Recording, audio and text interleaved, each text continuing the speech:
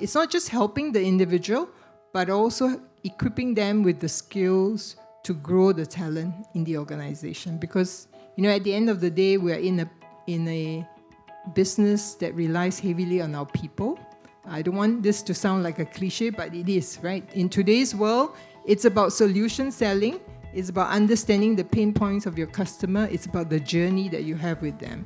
So we need leaders and employees who understand and can relate, right? They have the power skills to really build that long-lasting, relationship with our customer.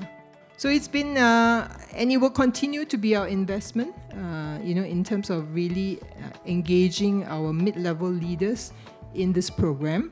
We do that quite intentionally for those that are primed for promotion into the next job, or people who have just stepped into the job, who will need help.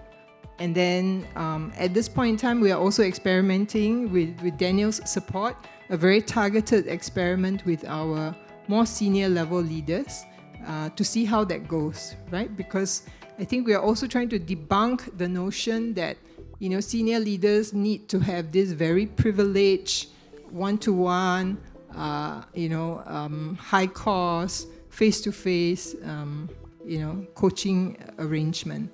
I think there's still a place for that, for very select individual, but I would say that, digital works, it's very scalable. Today's executives travel extensively. And personally, as a talent VP, I don't want to have to deal with the logistics, for them, right? I think they can manage that themselves. COVID has helped us. Digital transformation has helped us to really just put the tools in their hand to manage. Manage your own schedule whenever you need it, wherever you need it, right? To have the access. So I love it, and I vouch for it.